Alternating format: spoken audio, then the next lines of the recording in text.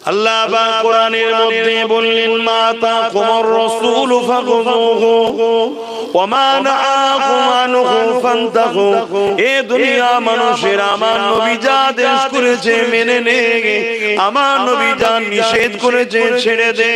আমি আল্লাহ তোদেরকে কামিয়াবি দিয়ে দেব।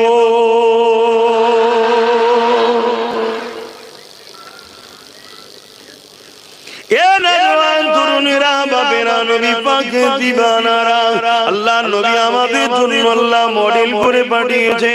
লাকাদ কানা লাকুম ফি রাসূলিল্লাহি উসওয়াতুন হাসানা। আমার নবী পাক আমাদের জন্য মডেল। নবী পাক যা করেছে আমাদের করতে হবে, নবী পাক যা নিষেধ করেছে ছেড়ে দিতে হবে, তবেই আমাদের দুনিয়াতেও কামিয়াবি হবে, আখিরাতেও কামিয়াবি হবে। এ যুবক তার একটা উদাহরণ দিয়ে যাচ্ছি। মদিনার জমিন যেটাকে আমরা জানি, আজকে মদিনা গেলে আমরা কি দেখি?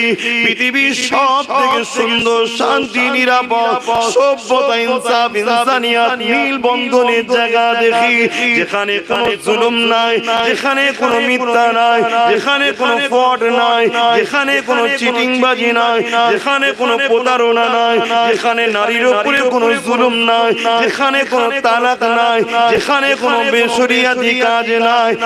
এক কথায় দুনিয়ার জান্নাত হলো মদিনা।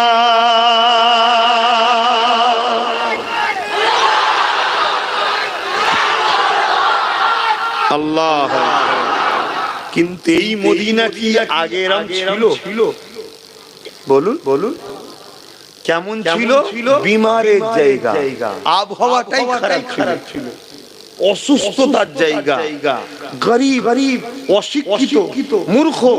আমার নবী যাওয়ার আগে মাত্র দুটো লোক ছিল সই করতে পারতো, লিখতে পারতো না, সই শিখেছে। অনেকে দেখবেন শেখে না, মাফ করবেন, সত্য কথা বলি। হঠাৎ করে দেখা গেছে কপালে এখন লেগে গেছে যে তোকে দাঁড়াতে হবে সামনে দিন। ও রোজ সই প্র্যাকটিস। কথা বুঝছেন? কেন কমসে কম জাল সই করে যদি ছেড়ে খেতে হয় তাও তো শিখতে হবে রে বাবা। এই আছে না, আমি বললেন, আমি কি কারোর নাম করে বললাম? কিন্তু আছে না। সেই দিনে এরকম সই করতে পারতো কজন? মাত্র দুজন। যারা নুকিয়ে ক্যামেরা করছো, বিপদে পড়ে গেলে তখন যেন ফুরফুরাই যাবে না, হুজুর বিয়াদবি হয়ে গেছে। হুজুরের মাথা সবসময় ঠিক থাকে না, কেন হুজুর শুধু জলসা করে তা নয়। হুজুর যদি তোমাদের জন্য 80% সময় দেয়, পরিবার বাপ মাদের জন্য 20% সময় দিই, তোমাদের সময় বেশি দেয় হুজুর, তোমাদের নিয়ে বেশি পেরেশানি আছে। তারপরেও তোমরা যদি নুকিয়ে করো, তুমি ভাবছো হুজুর দেখতে পাই না, হুজুরকে ভয় করছো কেন? ভয় তো করবে আল্লাহ।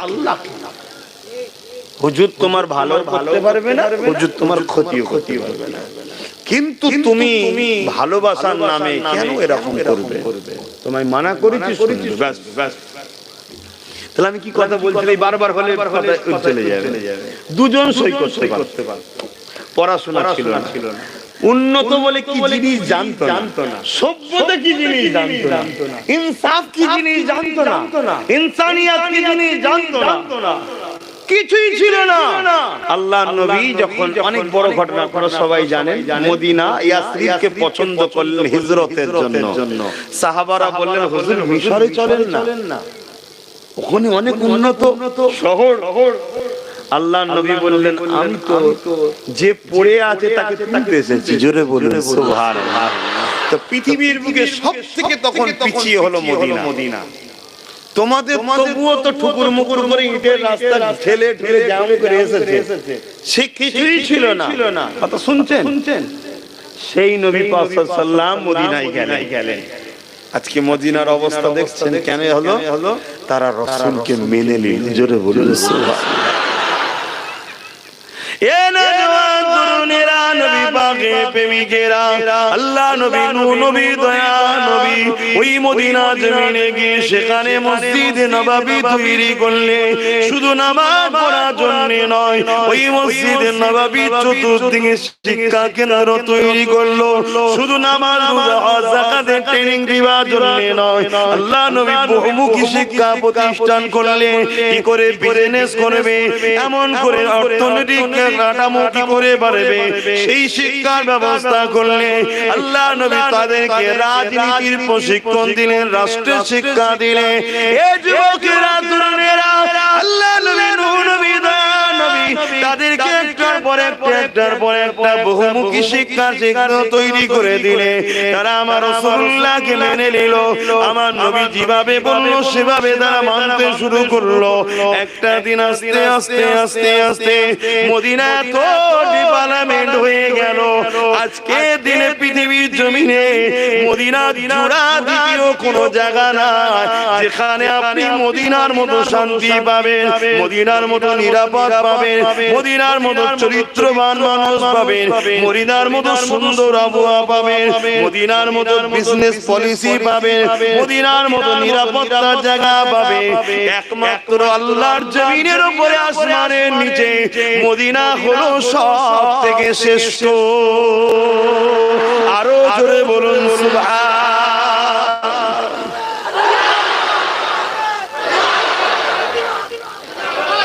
কেন আমার নবীকে তারা মেনে নিয়েছে মানা কাকে বলে যেভাবে বলেছে সেইভাবে মেনেছে শুনছেন তো আমেরিকা পৃথিবীর দাদা হতে পারে পরমাণু বোমা থাকতে পারে লোকের ঘর উজাড় করতে পারে ঘর জুড়তে পারে না শুনছেন তো নাকি মদিনা ঘর জোড়ে প্রতিদিন দিবস হচ্ছে আর 1450 বছর আগে রাসূল প্রশিক্ষণ দিয়েছে সেই প্রশিক্ষণ চলছে একটা সংসারে ডিভোর্স তো দূরের কথা অশান্তির কোনো ছোঁয়া নাই জোরে বলুন সুবহানাল্লাহ আসো মদিনাওয়ালার কাছে আসবে না আর কতদিন দূরে থাকবে একটাই জিন্দেগি একটাই দিন শয়তানও চাইছে মদিনাওয়ালাও চাইছে কাকে দেবে দেখো নাচনে ওয়ালাকে দেবে গানে ওয়ালাকে দেবে শরাবীকে দেবে লুটনে ওয়ালাকে দেবে জালিমকে দেবে না আমিনার লালকে দেবে দেখো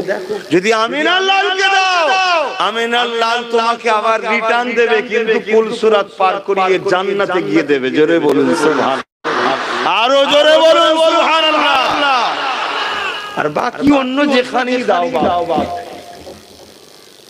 ওই চোখের খিদে 5 দিন ভালো লাগে চোখের খিদে বড় বিরিয়ানি দাও 5 দিন ভালো লাগবে তার ভালো লাগবে সারা দিন দেখলেই কি গো ঠিক না বেটি চোখের খিদে ওই 10 দিন বেশ কষা করে রান্না হয় আমার গালে পানি সেই আলো 10 দিন ভালো লাগবে কেন অনেক দিন খাওয়া হয়নি তো জন্য বলছি খাওয়া হয়নি বলতে কি খাইনি কেন খাইনি ভালো থাকতে গেলে খাওয়া কমাতে হবে সুস্থ থাকতে গেলে আজকের দিনে কি করতে হবে খাওয়া কমাতে হবে যে বেটা খেয়েছে আজকের দিনে সে বেটা থাকবে কেন এখন সব বিষ এবার জান বাঁচতে গেলে তো একটু লাগবে রে বাবা যত হালকা হালকা খাবে তত ভালো হাওড়া জেলার লোক আমার কথা শুনবে এদের তরকারির উপরে ডেরিং তেল না থাকলে হয় না হ্যাঁ শাক সবজি বাড়িতে হয় ওই রকম রোজ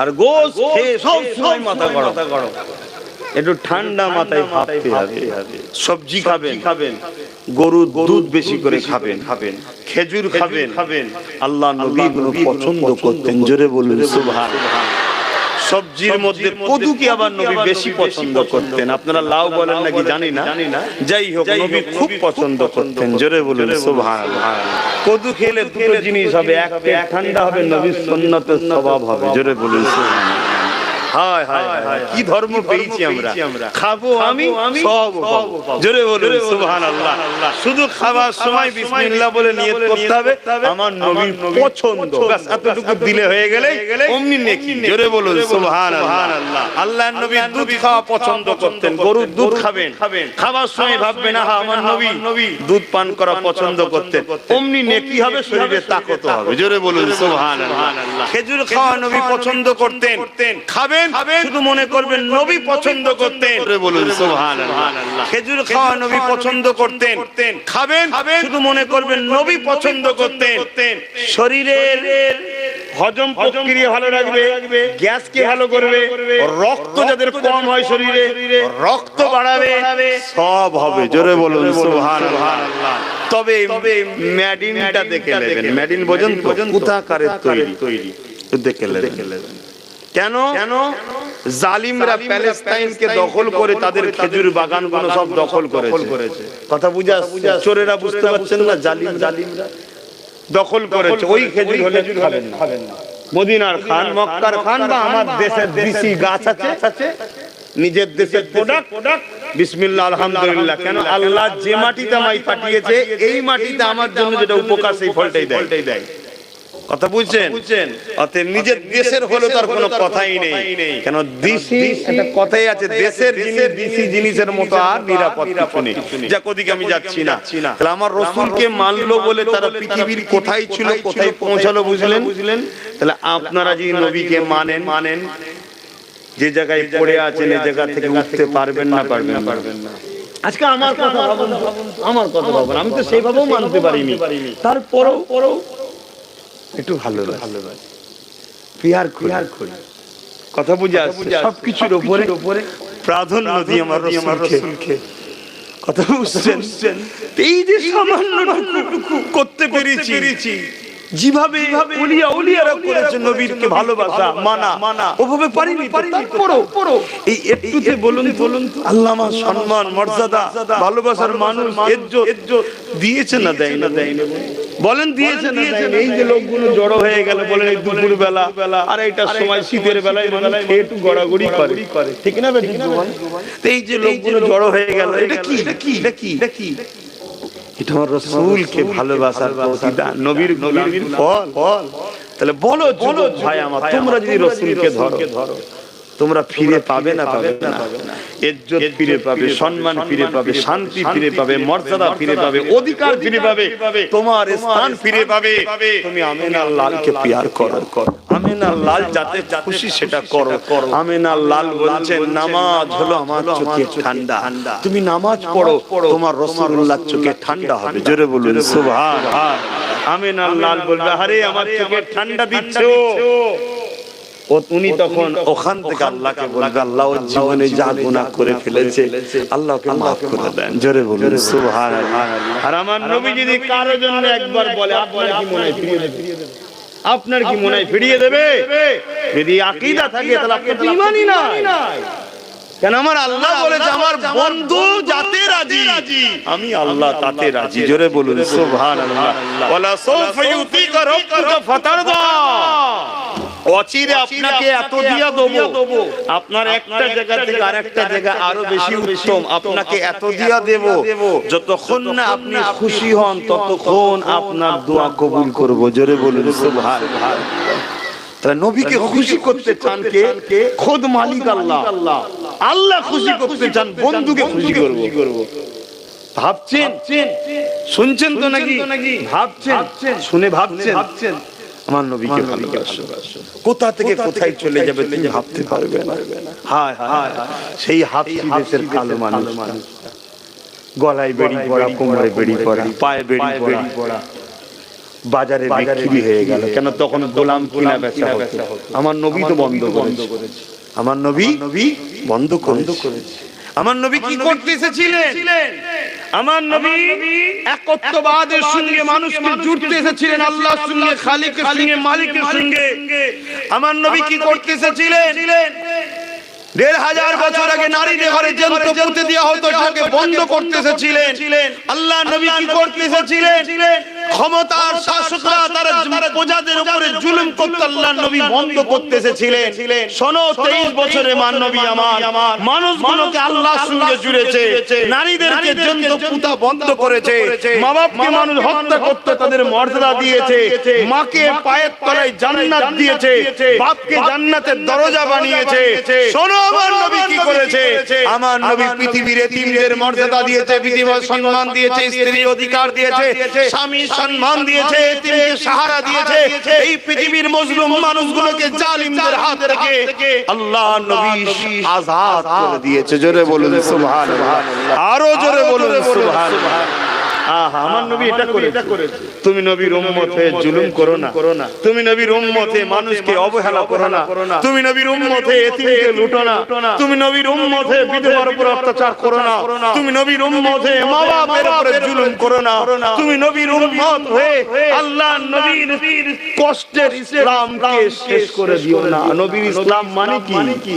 যেখানে মদ থাকবে না, যেখানে জুয়া থাকবে না, যেখানে সিনেমা থাকবে না, যেখানে নাটক থাকবে না, যেখানে যাত্রা থাকবে না, যেখানে ধোঁকা থাকবে না, যেখানে ব্যবসাতে কোনো চিটিংবাজি থাকবে না, যেখানে মানুষকে ভালোবাসা হবে, মানুষকে ছোট বড় দেখা হবে। ও এতিম তো কি হয়েছে, ও গরিব তো কি হয়েছে, ও কালো তো কি হয়েছে, ও বর্ষা তো কি হয়েছে, ও প্রজা তো কি হয়েছে, ও যদি হিন্দু হয় খ্রিস্টান হয়, কিন্তু আল্লাহর সৃষ্টি মানুষ হিসাবে তাকে ছোট করা যাবে না। জোরে বলুন সুবহানাল্লাহ। এর নাম ইসলাম। তুমি আমি ইসলামকে ধ্বংস করে ফেলছি না তো? নামাজ কাজা করেছো ব্যক্তিগত গুনাহ, যদি ইসলামের ধ্বংস করে ফেলছো না তো? শুনছেন তোমার কথা ভাইরা? একটু বুঝে পাপ ফেলুন ভাই। আল্লাহ যদি নারাজ হয়ে যায়, আল্লাহ যদি বেজার হয়ে যায়, তার একটা নমুনা আল্লাহ বলেছে, নবী বলেছে কি? আল্লাহ যখন বেজার হয়ে যায় মানুষের উপর অত্যাচারী শাসককে বসিয়ে দেয়। শুনছেন? তাহলে আমাদের উপরে আল্লাহ বেজার হয়েছে না হয়নি? একটু তওবা বেশি করে করো আমার সোনার ভাইরা, ফিরে আসো, নামাজ পড়ো, গরিবকে ভালোবাসো, এতিমকে ভালোবাসো। শোনো, সারাদিন ইনকাম করার জন্য শুধু আল্লাহ পাঠায়নি, খেলে এইটা শান্তি পায়, কিন্তু এখানটা শান্তি পেতে গেলে কি করতে হয়? এখানটা শান্তি পেতে গেলে মানুষকে ভালোবাসতে হয়। জোরে বলুন সুবহানাল্লাহ। একটা এতিমকে একটা কাপড় দেবে, দেখবে কি খুশি সে, তোমার ওইটা দেখার পরে দেখবে এখানটাই তোমার একটা আনন্দ হচ্ছে। এটা হলো মানুষকে ভালোবাসলে এখানটা শান্তি পাওয়া যায়। জোরে বলুন সুবহানাল্লাহ। মানুষকে ভালোবাসে। মুসলমান ঘরে ছেলে মেয়েরা, তরুণেরা, এ নবী পাকের প্রেমিকেরা, আল্লাহ নবী দয়া নবী 63 বছর দুনিয়া জমিনে ছিলেন নবী আমার। এ যুবকেরা, তরুণেরা, বাপেরা, আল্লাহ নবী পৃথিবীর জমিনে ন্যায় প্রতিষ্ঠিত করেছে, ইনসাফ প্রতিষ্ঠিত করেছে, ইনসানিয়াত প্রতিষ্ঠিত করেছে, সভ্যতা প্রতিষ্ঠিত করেছে, মা বাপের অধিকার দিয়েছে, স্ত্রীর অধিকার দিয়েছে, বিধবার মর্যাদা দিয়েছে, এতিমের সাহায্য দিয়ে এতিমকে অধিকার দিয়েছে। এক কথায় এই পৃথিবীর জমিনে আল্লাহ নবী সাম্য প্রতিষ্ঠিত করেছে। সেই নবীকে প্রিয়ার করো, সেই নবীর সঙ্গে জুড়ে যাও, সেই নবীকে মুহাব্বত করো। তুমি ভেবে দেখো যারা আমার নবীকে ধরেছে তারা কি ছিল, কোথায় পৌঁছে গেছে। আরে হযরতে বেলালের কথা ভেবে দেখো। বেলাল ছিল হাবশী দেশের একজন কালো মানুষ, তাকে বাজারে কিনা বেচা হতো। একটা দুটো নয়, কয়েকটা বাজারে বিক্রি হয়েছে। কেউ কিনেছে, আবার বেশি দামে বিক্রি করেছে, আবার কিনেছে, আবার বিক্রি করেছে। এইভাবে বিক্রি হতে হতে এ যুবকেরা মক্কার বাজারে বেলাল বিক্রি হয়ে গেল। উমাইয়া বেলালকে খারিজ করে নিল। বেলালের কেমন করে উমাইয়ার ঘরেতে কাজ কাম করতে লাগে। উমাইয়া বেলালের উপরে জুলুম করে, অত্যাচার করে। হঠাৎ করে বেলালের কানে খবর চলে গেল একজন এসেছে, যিনার নাম মুহাম্মাদুর রাসূল। তিনি গরীবদের পক্ষে কথা বলে, এতিমদের পক্ষে কথা বলে, মুসলিমদের পক্ষে কথা বলে। তিনি গোলামি প্রথাকে বন্ধ করতে চায়, মানুষকে আজাদ করে দিতে চায়। বেলাল আমার নবী সম্বন্ধে খবর নিতে কখন যেন বেলাল মুহাম্মাদের প্রেমিক হয়ে ঈমানের কলেমা পড়ে রাসূলের গোলাম হয়ে যায়। আরো জোরে বলুন সুবহান। এই খবরটা উমাইয়ার কাছে পৌঁছে যায়। আল্লাহ বলেছে যে আমায় ভালোবাসবে আমি তাকে পরীক্ষা নেব। আপনারা আল্লাহকে ভালোবাসেন? বলুন সত্যি করে বলুন। হাত লম্বা করে আল্লাহকে সাক্ষী দিয়ে বলুন ভালোবাসেন। হাত না বাঁধলে পরীক্ষা নেবে। কিরম পরীক্ষা নেবে? কাউকে গরিব করে পরীক্ষা নেবে, কাউকে ধনী করে পরীক্ষা নেবে। আপনার জন্য কোনটা তিনি ভালো জানেন।